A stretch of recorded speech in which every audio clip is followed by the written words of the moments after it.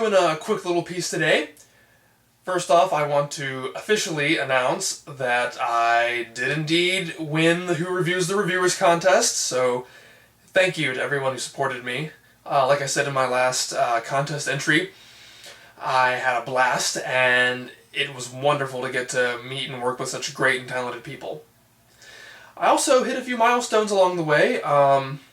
Hit 400 subscribers, and then I hit 500 subscribers. Number 400, by my calculations, was a user named Jalen's Lazy, and number 500 is this guy. So yes, thank you to everybody. I also hit 200,000 upload views. That's great too. So thank you to everybody for subscribing and watching. It wouldn't be anything without you guys. I hope I'm living up to your expectations, and I'm sorry again that output hasn't been as speedy as I expected it to be. You know, real life just gets in the way sometimes. But anyway, the reason I'm here is to talk for the first time in 2.5 years about Star Wars. And that's a topic I usually try to avoid on this channel, and I can already tell I'm probably going to get flamed to hell and back for even daring to bring this up. But any nerd, geek, dork worth his or her salt already knows that the Star Wars films, all 6 of them, are being released on Blu-ray disc. And even if you didn't know months in advance, I'm sure you all know now, due to all the leaked footage of changes and all the press coverage it's been getting. And once again, George Lucas couldn't help just getting his little fingers in it again and tinkering and meddling. And it's something that's always driven me crazy.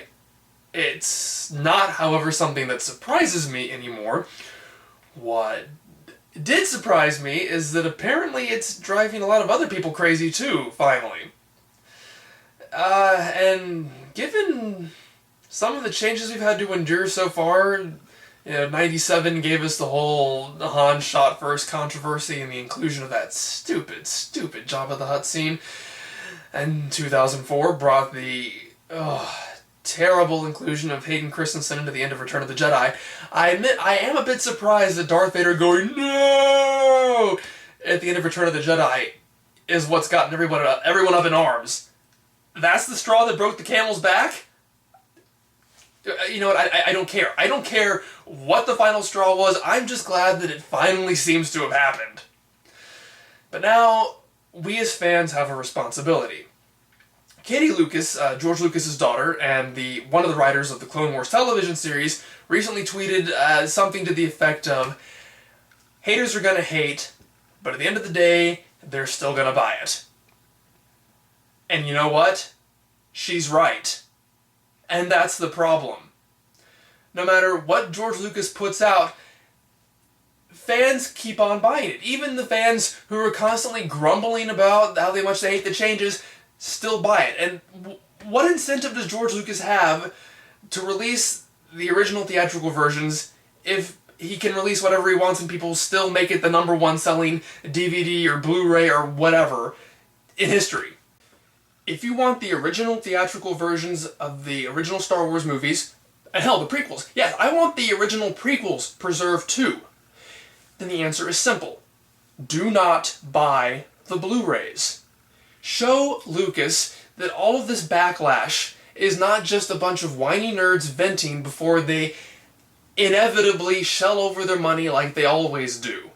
Show your support for these original, groundbreaking films, the great storytelling, and the pioneering model work that made George Lucas and Star Wars the icons they are today.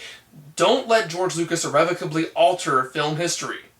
After all, as a wise man once said, people who alter or destroy works of art and our cultural heritage for profit or as an exercise of power are barbarians. In the future, it will become even easier for old negatives to become lost and be replaced by new altered negatives. This would be a great loss to our society. Our cultural history must not be allowed to be rewritten. Attention should be paid to the interest of those who are yet unborn, who should be able to see this generation as it saw itself, and the past generation as it saw itself. And of course, we all know who that wise man was. George Lucas. Wait, really? George Lucas? So, apparently it's wrong to alter films for everybody who's not George Lucas. There's a word for that, I think. It's not really not coming to me right now. But you know what? It's not important. What is important is that we stand our ground and refuse to buy Star Wars on Blu-ray this way.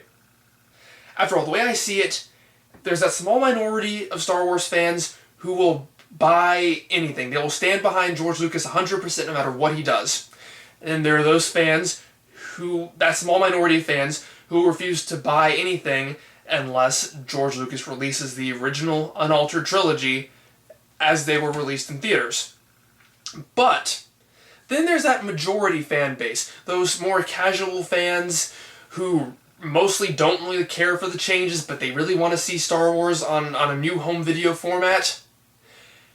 That swing vote, we're finally getting that swing vote now. This is the time to act. It is time to strike while the iron is hot. And that way we might actually have a chance. And if not, then hey, at least we haven't wasted our money on crap.